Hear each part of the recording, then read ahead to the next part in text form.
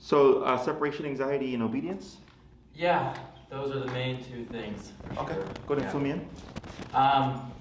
So you come highly recommended from a group of dog owners and people at Lincoln Park.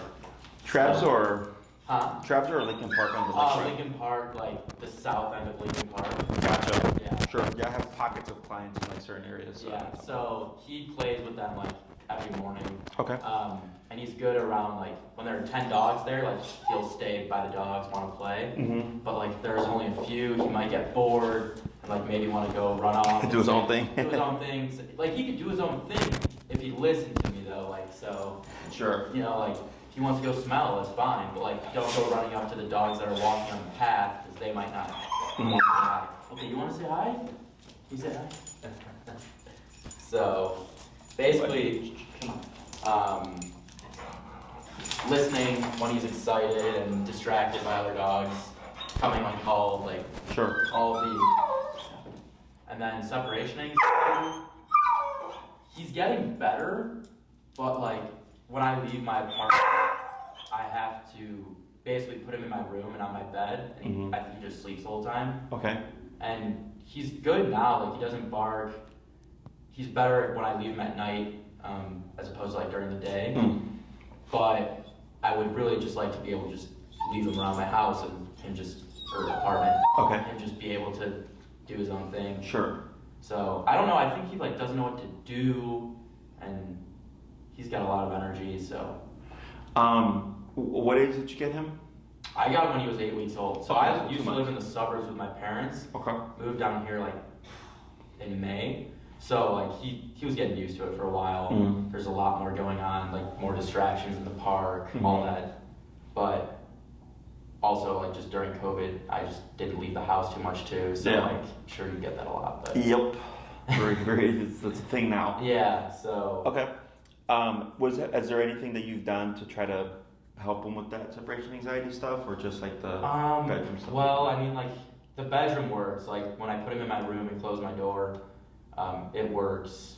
He might bark a little in the beginning, like I've heard like when I leave, but I've been called a few times from my downstairs neighbor, like when I first moved to this apartment, and I haven't been called since. So I'm assuming he's quiet. I'm gone. Okay. And then for the obedience, because there's like different tiers, you know, like because everybody's life with their dog looks different. What do you think, like if you could live your life with your dog and have the dog you wanted, right? Like what does that look like?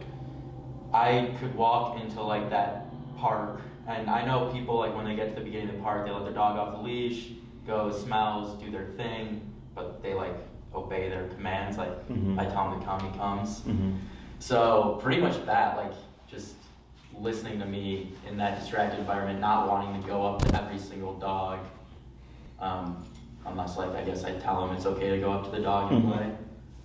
So I don't need him to like be like super tricks or just anything, but he's like got a lot of energy, and I know he's smart. It's just right now I probably didn't do enough work with him in like distracted environments and stuff, but like he learns things fast. So. Okay. Anything else? Those are really the two main things. Other than that, I mean, he's great. I mean, I can't complain, but you know, I just want to be more confident in the park with him, because he has a couple times, like nothing's ever happened bad, but like he's gone up to like some of the dogs on the path, and it's like like. So, and you don't know if that dog's gonna be friendly. And luckily he's very friendly with dogs and people, but the other people I don't know, and correct. It would be my fault as well. So obedience, pretty straightforward, pretty easy. Yeah. I'm assuming that the clients who referred you spoke to you about they train with the e-collar and all that? Yeah. Are you familiar with what the e-collar is? Other than from that, and I saw a few of your videos, but no. Okay. Are you familiar with like TENS units? You ever been to a chiropractor or physical therapist? No. So have you ever seen those videos on YouTube where they recreate labor contraction pains in men? No. That sounds terrible. Yeah. So I'll explain it to you. So a TENS unit is a technology that's used on humans. So like they use it a lot in sports rehabilitation therapy. Yes. You know, that moves the muscles? Yes. Okay, yeah. so that's an e-collar. Okay. An e-collar is like a miniature version of that. I actually bought one like a few weeks ago because I was gonna just try, and then they were like, "No, go to the U." So I have one. I did it on myself. Okay. And I was like, wait, I've done something that felt like this before, like with the wires. Like, Yep. So it's the same technology. In my opinion, it's a bit more refined. Yeah. So in the human-based version, there's still risk of electrocution because of the wires and stuff. If you have like a pacemaker or something like that, they can't use it because of the currents. Yeah. And there's also risk of electrical burn if not done correctly. With e-collar, we don't have any of that. Okay, because it's centralized to where the two probes are making contact, so it'll only move those muscles. Okay, and they're fully waterproof systems, so both the dog and the human could be in the water with the remote and the collar, and everything is fine. As long as there's little tabs that you close where you would typically charge the collar. So as long as those tabs are closed, no water can get in there. There's no. Oh, like if you were to go. Is that like more like submerging, like not just when it's raining, or is that like if it's like if they're swimming in the water or whatever? Because he's kind of scared of the water. Okay, because like the e-collars that we use, they're used for hunting dogs. Okay. So like they go as far as a mile away. Yeah. And the dogs are in and out water, getting ducks and all that stuff. So that it has to be able to be in water or whatever. So it's fully waterproof. But yeah, it's just a miniaturized TENS unit, so it's just a muscle contraction. A lot of people call it like a shock collar. The word shock comes from a couple of places. One, when e-collars first came out, they only had like 3 to 5 settings. The ones that we use have 127. Okay, so 5 and 127 would be the same, but we have 122 more divisions, so it's much more refined. Yeah. So before, if your dog was ignoring 3 but then yelping at 4, like you're kind of stuck. So it was like more shocking. It was more abrasive to the dog. Now you got like a lot of. Exactly. Now we can really fine tune it. There's also in the dog training world a lot of drama between like positive only trainers and the trainers like myself that use all methods. They use words like shock, pain, torture, and all that to discourage people from seeking out trainers like myself, or to even think of these tools as a resort of training. Okay, so it's not electrocution, because that's what shock implies, right? People are like, I don't want to electrocute my dog. I'm like, you're not electrocuting your dog. I would think if that was the case, it'd be illegal. So so it's just a centralized electric current. So I call it, it's electric, not electricity. That's how I describe it. So if you put it on your hand, you would feel it here. If you put it like on your muscle, you'd feel it here. Yeah, so I did on my hand. I was like, oh. Yeah, and then depending on, do you remember what brand you? I bought it. So I got taken to your website, and I think I bought it from your website. And then, or no, I didn't buy it from your website. On the company, it's the same one. You were like one of the the sellers. The sellers. And then I saw your name and I was like, wait, you're the same guy that all these people have recommended. And then that's when that's for me, buddy. that's when it went full circle, and then I was like, all right, I'm just gonna. Sure. Do you remember what model you bought? C200, something 200. Okay. That might be a newer model. Oh, okay. Do you still have that collar? Yes. Okay. It's at home. How long ago did you buy it? Few weeks. I might have a picture of it. Okay. So there's a couple things about the e-collar that we want to factor in. Yeah. One is they do have different models, and not all models have that 127. Okay, I think this did. I looked at it. It definitely went past 100. Okay. It was a little dial. Was it like an LED screen? No. It was a little dial. I saw that one though. Okay. So it might have 100 settings, and it's the it's like a circle dial, right? So I have to look at the model. Doctor's a great brand. Yeah. But certain models are meant for certain sizes of dogs. I'm not sure if you saw that on their site. No. So think of the e-collar as low, medium, high, and high in regards to output. Output meaning how strong is that sensation your dog is feeling. Okay. Yeah. So like, if I put a low-powered collar like on a 80-pound dog, it'll feel like a mosquito bite. Yeah. Right? So 10 on that low powered collar and 10 on the higher powered collar would feel different to that dog. Okay? So I would, and you can send this information to Maria, and I'll look into it for you. Yeah. Hopefully it's within a return period, so that this way you can get your money back and get the actual correct collar, because it will play a factor in the training. Okay. How much does your dog weigh? He's like 48 pounds. Okay. He's a pit mix, right? Yeah. So one thing that I've come to learn about pitties is because of the background and what they're bred for, and this applies to the pit mixes as well, they're much more tolerant of pain and discomfort. Okay, so a lot of times they may need more than the average dog to do what we need them to do. So the concern is, let's say you have your collar, it's not appropriate to him. You could be maxed out on your collar and your dog will completely blow it off. Okay, so then you're kind of stuck there with like, oh crap, now I can't do anything with my dog, right? So that's why we want to make sure we get the correct output. So I would suggest, once you get home, check when you bought it, check the return policy, and then email it to Maria. And then we'll look into if I think it'll work for your dog. Because it'll suck if you invest all that money and then it's like you can't do anything.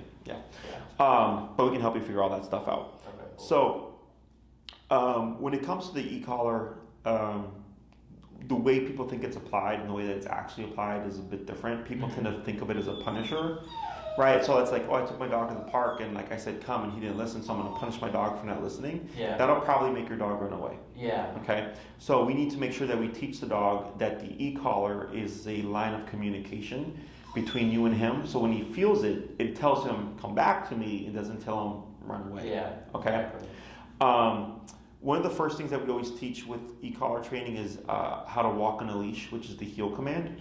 The reason why this is so important is leash pulling tends to be one of the most common things people want to fix, and then also leash reactivity. So like dogs that may lunge and bark at dogs. So both those are leash-based behaviors. Heel is a leash-based command. So that's always the first thing that we teach, because it teaches the dog how the e-collar turns on and how it turns off. Okay. Plus, most people in the city of Chicago walk their dogs at least 3 times a day. Because we don't have yards really, right? We usually just have the park or a patch of grass to take our dog to. So that's 3 times a day, 7 days a week that you get to practice this exercise with your dog. That gets him acclimated to what the e-collar is and also gets you acclimated on how it works. Okay. People tend to think of e-collar as like only when my dog is at their worst and use it very sparingly, which then leaves a constant problem because the dog's not being held to any kind of standard expectation. It's just like, oh, you're being bad, now I'm going to punish you. And we want something that's routine, that's a regular thing. So like kind of like with humans, the traffic lights and all that stuff, right? Red is stop, yellow is slow, green is go. That's a structure. So that this way we avoid car accidents and we don't get people like running red lights and all that and getting in collisions, right? So it's the same thing for your dog. Is the e-collar and being applied on the walk is this constant structure that keeps him in this headspace of like, I listen to my own. That's what he needs. He's so much better. Like, I can see because he's over here being a brat right now. He doesn't know what to do. Like, So when we get stuff like this, right, everything that he's doing right now is frustration, right? He's going, this is boring. You guys are just sitting around talking. You're ignoring me. I want to go play or do something, right? So once you start with the conditioning and setting boundaries and expectations, a lot of this stuff goes away. Because he's going, it doesn't matter because you give me permission for everything anyways. Okay? So like what he's doing here, more often than not, isn't even something that we have to correct. It just fixes itself through the discipline of the training. Because dogs are physical animals, they nip and bite each other. So like if he ran up to a dog and they didn't like how he ran up to them, you might see him nip and bite him. And that doesn't mean that dog is aggressive. It just means that they didn't like him charging them. So they're setting a boundary, right? So they're using physicality to teach him, hey, I'm not the dog you want to run up on. Or like, let's say he's playing at the park and he decides to mount the dog, and the dog goes, I don't want you to mount me. They will turn around and nip and bite him. Right? It's like that. I'm always fine with it. And there are occasionally the people that are like, oh, this is too rough. I'm like, they're playing.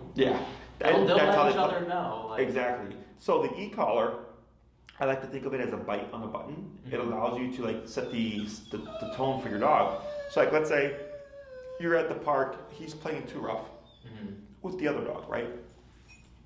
Technically, it would be unfair, right? Because the other dog's like, hey, I don't play that rough, and he's just like going at it.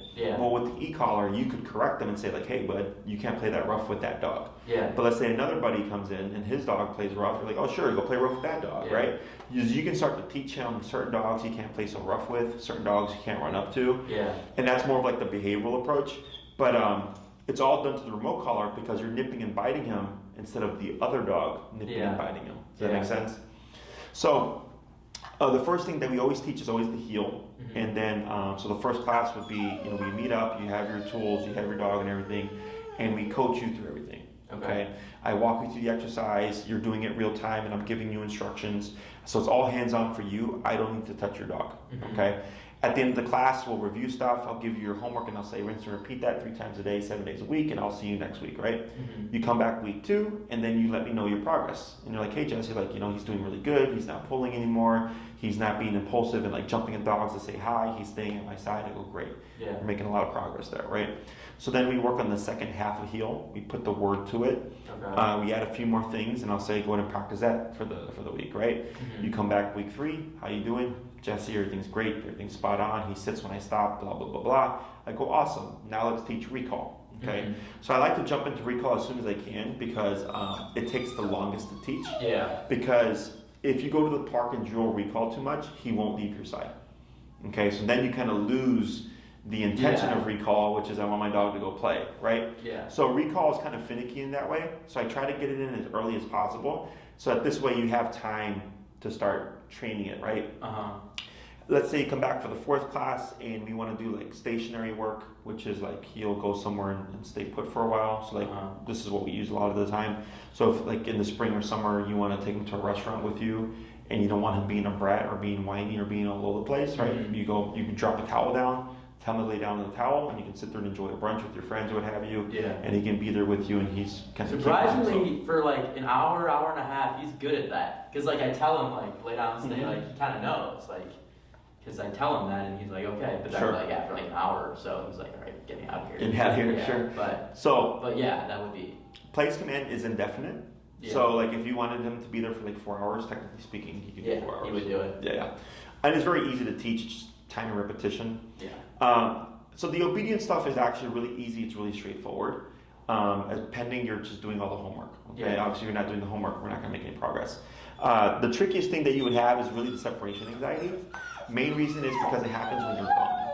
I know. Okay. Yeah. So potentially, what can happen is if it's low-level anxiety, it'll go away on its own through the discipline. Okay. So it's not the heel and the sit and the come that helps your dog. It's the e-collar and the fact that you're nipping and biting your dog, holding them accountable through physical consequence, right? Yeah. So once a dog, so it's kind of like for me growing up, I was raised old school, I was spanked. So the first time my mom was like, hey, don't do that, it was just like, don't do that, right? Yeah. But then when it was like, hey, don't do that, and then I got spanked later for it, right? Or I got spanked for it, all of a sudden don't do that has a different meaning, right? It's the same thing for the dog. Is right now, sit and no and all that stuff has a meaning, but he's like... It's not enough meaning. Yeah, exactly. I know. It's...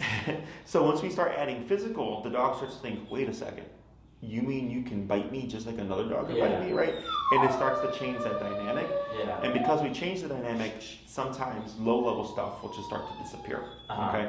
Now, when it comes to separation anxiety, I really don't care about the solution pending like the owner's fine with it. So like if it's putting them in your room is the easiest and the most reliable way of getting them to be chill, then I'm like, just go for it. Because if we try to push separation anxiety, it's going to create more work for you that realistically speaking is probably not even worth it. Yeah. Does that make sense? Because what I would do is I would go to kennel training. Okay? Because if you can't handle being in the kennel, he sure as hell can't handle being in the home. Yeah. So when we get like my first dog, did you ever have him in a kennel in the beginning? I had for a few months, like at night really only. Sure. Or when I would leave when he was like really young. Okay. He was fine, or I don't know. I was at my parents' house, so like it didn't really matter if he barked or not. Sure. So when we get a puppy or a dog, I always tell people for the first year of their life, they're in the kennel when you're gone and overnight. So if we get a puppy at 2 months, that first year it's kennel when you're gone or overnight. If we get a dog at like 2 years, from 2 years to 3 years during the kennel, it's the same process. So that first year, because it gets the dog used to being away from the owner, especially during COVID. Yeah. All my clients during COVID that had puppies, I told them, even though you're working from home, take your dog, put him in a kennel in a separate room from 9 to 5 to recreate. I know. Right? Most people didn't do that. Yeah. So we would essentially have to take steps back and kind of force an issue to fix the issue, right? In my opinion, if the answer is yeah, if I pop him in my room and he's like pretty chill aside from a couple of barks, then I'm like, it's like he was used to this. It was just like a little bigger. He knows just lay on my bed. Yeah. Like so. Yeah. But if it is something you want to cover, we definitely can. Yeah. Maybe just the obedience will address it, and he'll be better. But the other option, and also an easier option, is there are what's called like a bark collar. Mm-hmm. Are you familiar with those? No. It's the same thing as an e-collar, except you leave it on him when you're gone, and every time he barks, it would correct him automatically. Okay, but it's a separate device than the e-collar. But and you can even check with your neighbor and be like, hey, like I just want to double check that my dog's been good because you used to call me before and there haven't been any calls. Yeah. And if he's like, yeah, man, everything's been great, then I go, cool. Yeah. Why try to fix a problem that's not even there? But otherwise, bark collar is another option that will correct the barking without having to worry about kennel training so much. Yeah. It's just another like investment that you have to make. Yeah. So. Well, I would definitely say let's do the obedience first. Sure. Yeah. Let's see what happens. See what happens there. In terms of like length of time and cost and everything, it really comes down to how well trained of a dog you want, right? Now we don't train robots. We don't want robots. I'm not big on the trick stuff. You know, it's really I'm off what I call family pet obedience, which is stuff that's going to let you live your life with your dog and live the life that you want. Yeah. Okay. So you're somewhere in the 6, 9 to 12 class range. 6, I think of it as walk my dog and go to the park. Meaning, walk them on a leash, no pulling and all that stuff, and go to the park and have your off-leash recall. Okay. The 9 week is walk my dog, go to the park, and go to restaurants. And then the 12 week is I want full control over my dog because we go to the dog beach, we go hiking. He's going to be off leash all the time. I'm going to take him to friends' houses. We go to restaurants. Like I do everything with my dog. Okay. So that's more of like a 12 class program because that's someone who wants everything there is to offer. Okay. Most people fall within the 6 to 9. Every now and then I get someone who wants, everything, and then they do the 12. Even with the 6, because there is no real behavioral stuff aside for the separation anxiety, which I don't think is a big deal here from what you've told me. Even with the 6, we can cover a lot of ground. Okay, because typically it's 2 classes on heel. The 3rd class would be recall. And once you understand how to do it, it's just go and practice. Okay. So then if you came back week 4, you're like, hey Jesse, the leash walking stuff is great. I understand the recall stuff. I know how to practice it. Mm-hmm. What else can you teach my dog? I keep teaching more stuff. Mm-hmm. So technically speaking, we can get a lot done within 6 classes. That's outside of walk my dog, go to the park. It just comes down to the owner. Because I do get owners that maybe they don't understand the concepts very well, or they want a refresher. Or if we're dealing with behavioral issues as well, like reactivity, we're taking tangents, so it takes longer for them to learn the obedience. But when it's just a straightforward case, more often than not, even with 6 classes, it'll get you really far. Okay. Yeah, I mean, I hope that he's going to be a straightforward case. So, and the 2 most important things for a dog to learn are always leash walking and come when called. That's like. Yeah. So that's what the 6th class will most definitely get done. And then if you're doing a great job with reinforcing everything, I'm not like, well, you only pay for 6 classes and we're not going to go above that. Like I'm like, okay, what else can we get done within this time frame? Yeah. Okay. A couple of things that we may see is the e-collar is a stressor. So it'll bring out whatever your dog's stress response is. Okay, so like right now you see he's kind of frustrated and he's whiny, right? Yeah. As you might find, his response to the collar might be frustrated and whiny. Okay, so when people see that, they kind of feel turned off to it, right? But I'm like, but your dog already does that. It's just now they're doing it in response to this tool, right? But do they like get used to it? Yes. But we have to work them past it. Okay. So like the blonde lady that lets you in, that's my girlfriend, and I trained her dog. Her dog wouldn't even come out the car. It was so scared. Yeah, when she was 6 months, wouldn't even come out the car. And when I first worked with her, her dog was all over the place, very scared, very flighty. Okay, but we had to work the dog through it. Now her dog chases squirrels in Lincoln Park, runs around off leash, loves going out for car rides and everything like that, because we worked past all that stuff. Okay, so I can only take you as far as you're willing to go. If it's like, oh, I feel kind of bad, my dog is crying. I'm like, I understand they are, but... He's already crying. I know, he's already crying, we gotta push past it. But then we also would end up with unreliable obedience, right? Yeah. Because if we don't push the dog to work through stress, and then something happens in life, like the most common thing is fireworks. Yeah. If someone blows up a firework and he were to get scared of it, it's, well, how are you going to return your dog if you've never worked them through stress? Yeah. Okay. So everything that we do is to build reliable obedience, even in the moments of the dog being stressed out. Yeah. Okay. A very common question that we get is, when does the e-collar go away? And in my opinion, when you need it, it doesn't. Okay. So what that means is, if you're going to be at the park with him off leash, yeah. if you're going to be walking with him for like an hour-long walk or something like that, anything longer than a quick potty break, you'd have the collar on. If you're going to go to a restaurant with him and there's going to be other friends with dogs or something, you have the collar on. Yeah. If he's a great dog inside the house, you don't need it. Yeah. You know, if you go to your parents' house and he's great out there, probably don't need it, right? Yeah. And people always ask, like, well, if the training is good, why would my dog need the collar after the training, right? Easiest way to explain it is, do you drive? Yeah. Do you ever go on the expressway? Yeah. Well, I mean, I don't have a car down here, but I do drive. But you have, right? Yeah. Did you go the speed limit? Nope. Most people don't, right? That's almost always the answer. No, I don't. Yeah.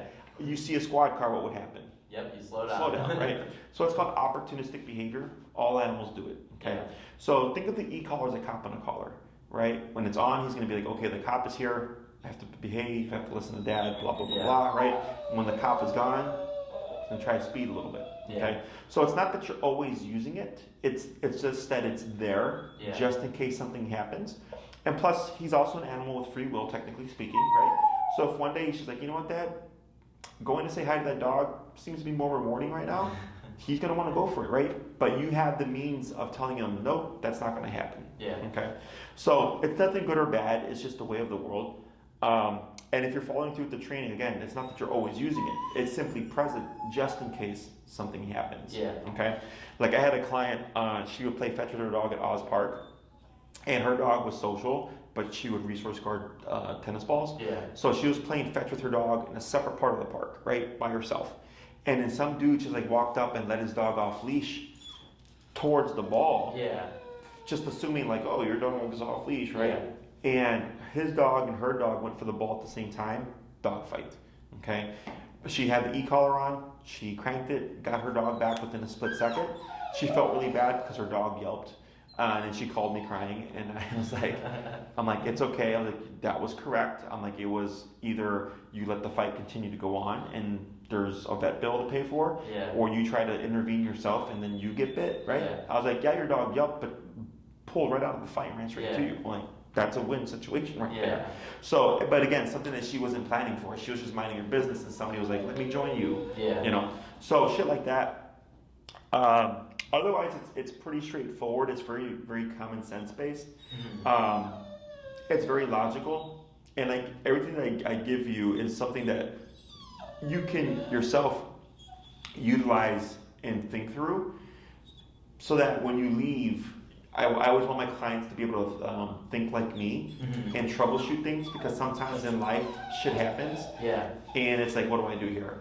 Right? So, but with this tool, you'll always have a means of communication. It's just a matter of thinking like, what do I need to do in this moment? Okay? Questions on any of that? No, I'm excited to get started. I mean, I guess the only thing, would you say I shouldn't be going to the park until, or like, whatever, doesn't matter? Because, I mean, think of it this way. I mean, you've already been doing it, right? Is, like, when people ask me, like, because I only train with remote collar. If a dog is 6 months or older, that's the only method of training that I do, because I know where it can get me, right? And it's the only tool that can get me there. And I get clients that don't want to do the e-collar. And they're like, Jesse, they're like, I'll pay you anything you want, but I don't want to use the e-collar. I'll tell them no. And I was like, because I know food alone or whatever is not going to work, right? But what I'll tell them and I'll ask them is, will you ever let your dog off leash in an unenclosed area? And if their answer is no, they're like, I only go to the dog park. And I go, well, then you really don't need e-collar, because your exposure to risk is very low. Right? Now, if it's like, yes, I'm going to let my dog off leash at Oz Park or like the lakefront where there's open space and streets, in my opinion, I go, yeah, because your exposure to the risk is greater, right? So, technically speaking, like, you've already been doing it, so it's kind of like, whatever. Now, once you start the training, what I will tell you is not to use the e-collar until we've covered recall in that environment. Yeah. Right? So like, unless it was an emergency, like if he's doing something, I wouldn't have you use the e-collar if you've not covered recall yet. Yeah. Because I wouldn't want you to send your dog running away. Yeah. Does that make sense? Yeah. Yeah. Otherwise, you can just keep doing what you're doing. Okay. But then as you learn things, you would just start applying those things. Okay. And then, you know, it kind of works backwards. Yeah. And then you end up with your trained dog and then you're fine. Okay?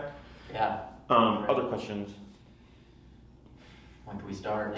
So you can email Maria. Do keep in mind we've now entered the fall apparently. Yeah. I felt like it was hot, then it rained, and then fall was here. I know. So we train out of Oz Park most of the time. Now it's getting darker sooner, so people have been moving over here. Okay. Unless it rains too, like yesterday it poured, so it's like flooded over there. Yeah. Otherwise, it technically doesn't matter where we train, inside my facility or at the park, because once you understand how to use the tools and stuff, you just apply it when you go on your walks outside with him. Okay? When you can start just depends on what your availability is. Okay. All that Maria knows. So then, if you want to kind of expedite the process, when you leave, you can email Maria and say, "Hey, Maria, sign me up. You know, I want 6 classes or what have you, and this is my availability." Mm-hmm. So you just give her your schedule. You usually do like once a week. Once a week for an hour, correct. Okay. So then she'll look at your calendar and my calendar and then see where what times work best. Yeah. So like, let's say, you know, say Monday at 7 o'clock worked for you and me and it was an open time and you booked it. 7 o'clock for 6 weeks plus 1, if you went 6 classes, would be your time. No one's going to take it from you. Okay. So every Monday, you know, at 6 o'clock or whatever, we would meet up, whether it's at the park or here, and we would have our hour training session. Okay. Now, if you need to cancel and reschedule, that's fine, as long as you give us a 48-hour window. So it gives Maria plenty of enough time to adjust my calendar. Yeah. So like, let's say you have to go out of town or something, and I don't see you for a couple of weeks. By the 7th week, maybe you've used up your priority, and Maria's had to book another client at that time. You wouldn't lose the classes, you would just lose the time. Okay. So then Maria would say like, "Hey, like you have 2 classes left. Where can I put you? You know, what's your availability so we can wrap up those classes." And then so where we train doesn't matter, but people do like training out of Oz Park because it's outside and it's usually busy there. Yeah. Yeah, that would be good. I live like by North and LaSalle, so that would be sure, like a walking distance for you. Yeah. So and then she'll figure all that out for you. If you're booking like earlier in the day, like during the weekends or something, if there's availability, then it's easier because there's daylight and all that stuff. Yeah. I don't care if it's dark training out of Oz Park.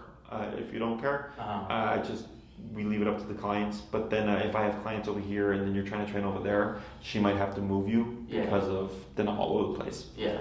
Other questions? So like when you do recall in Oz Park, do you like have them on a long leash to start up that? Yeah. That is correct. We use a 30-foot leash. Okay. So and I'll remind you once we get to that point where I'll tell you like make sure you pick up a 30-foot training leash. Okay. Anything longer tends to be too long. Anything shorter tends to be too short. Yeah. 30 feet is a nice long realistic length. Yeah.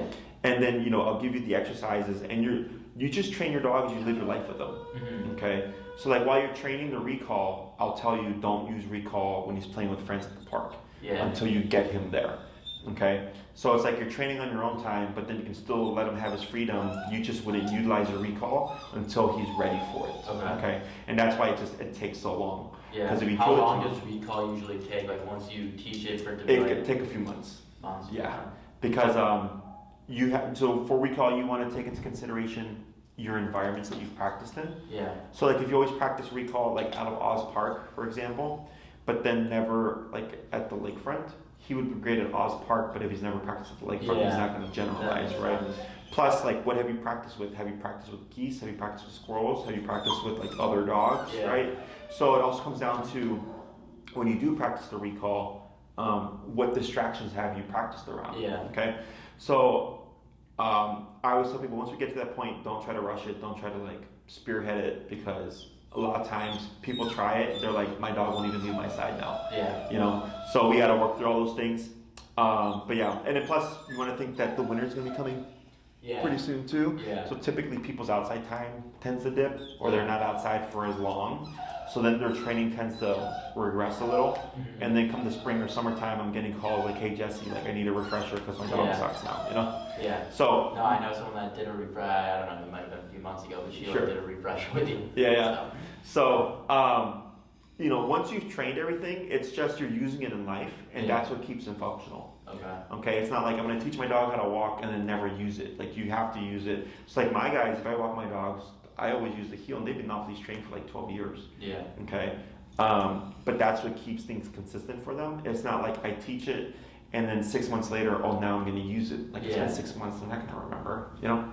But otherwise, pretty straightforward with the obedience stuff.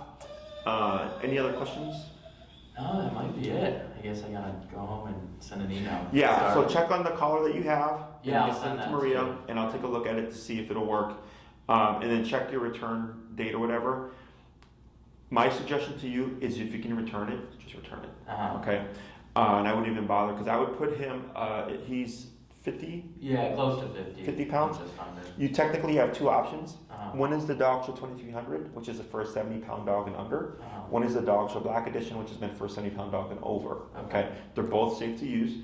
The reason why I say 70-pound and over is because it's like the best collar there is. You don't really have to worry about anything. So going back to earlier, I was like with pitties and pit mixes, they tend to be much more tolerant. It would suck is if you got the 2300 and then it's like, oh crap, like he's even outdoing this one, and then you got to send it back and then get a whole another one, and then you waste time because you have to do the exchange and everything. With the Black Edition, I could put it on my 8-pound Chihuahua and it'd be completely fine. It just means you get more from less, okay? Because 60 on the lower powered collar could be like 30, 40 on the higher powered collar. So you're just getting a little bit more output, okay? They do last for years. I had my first set of e-collars for about 10 years before they crapped out. The only thing I needed to do was replace the battery because it's a rechargeable lithium battery. Other than that, they work just fine. And then now I got my new system.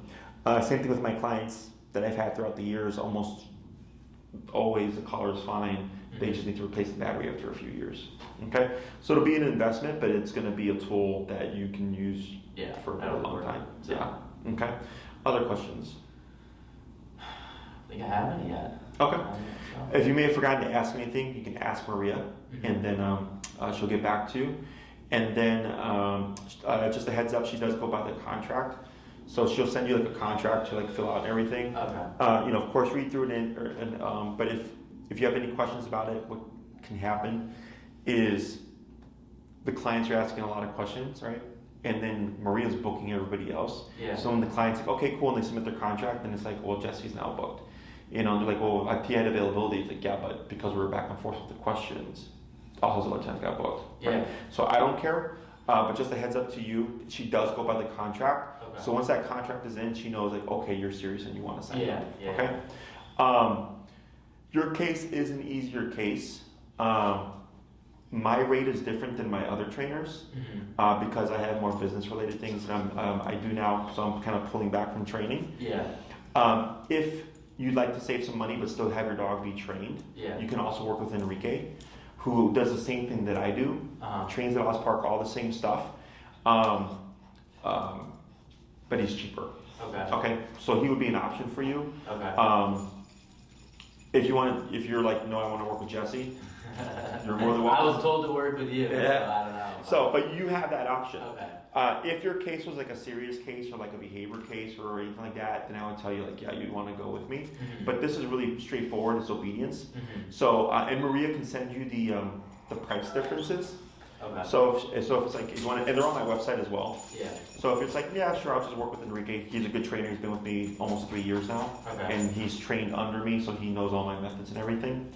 Otherwise, you're more than welcome to train with me as well. And if you do decide to go with Enrique, you would work through Tina.